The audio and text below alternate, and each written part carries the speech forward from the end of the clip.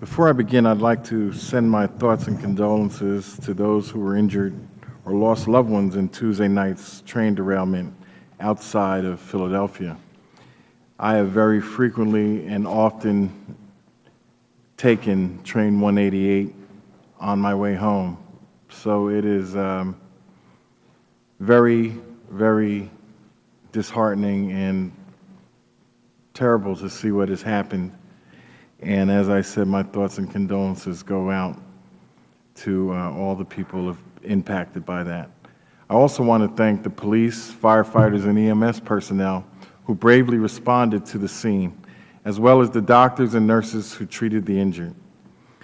Given that our mission in this subcommittee is to help first responders do their jobs better and safer so they can help more people more effectively, it is fitting that we are here today to consider 3 measures that are targeted at helping emergency responders.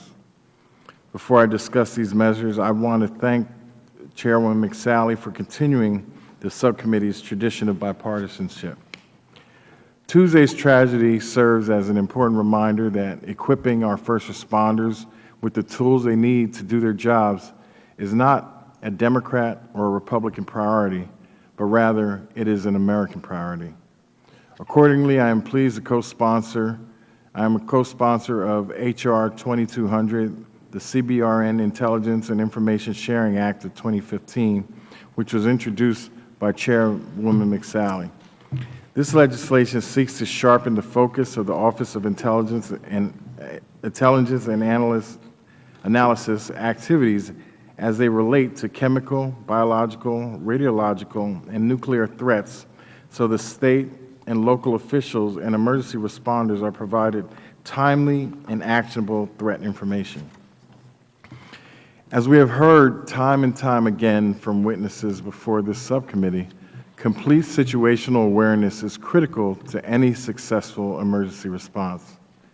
I appreciate Chairman McSally's efforts to improve the CBRN threat-related intelligence and information sharing, and look forward to continuing to work with her to advance H.R. 2200 as it moves forward.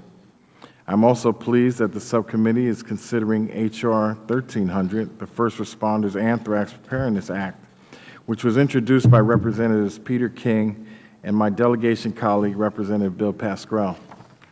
Both Mr. Pascrell and Mr. King have been strong leaders in pushing Congress and the administration to do more to protect against and ensure that we are prepared to respond to an attack using a weapon of mass destruction.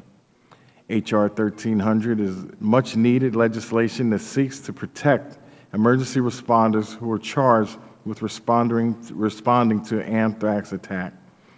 We owe it to these brave men and women to provide a measure of security that can rush to the scene without fear of becoming sick themselves.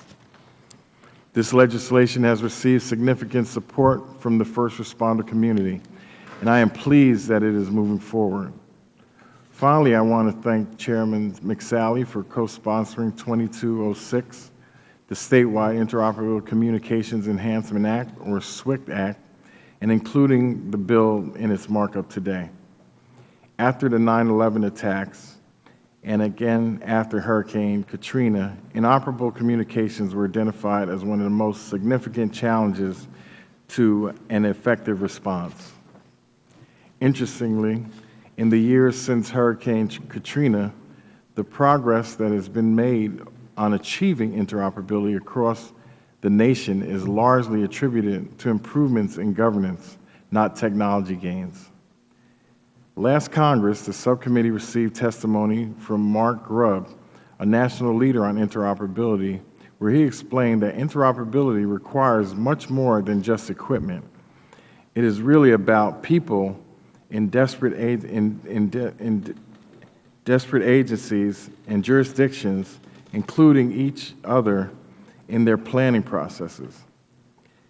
That's where the statewide interoperability coordinators, or SWICs, come in. SWICs have been credited as helping states and local governments between coordinated communications, technology investments, and development essential plans, governance structures, and other critical planning documents. Over the last several years, we have seen SWCC's efforts yield real results.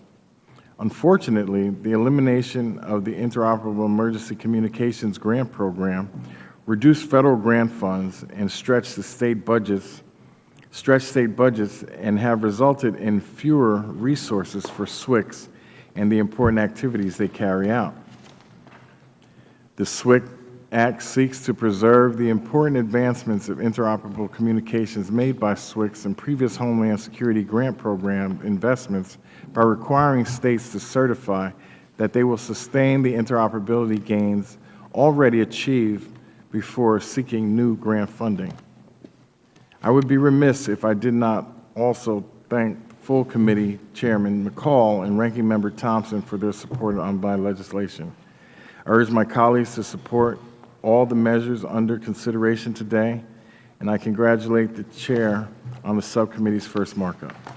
And with that, I yield back the balance of my time.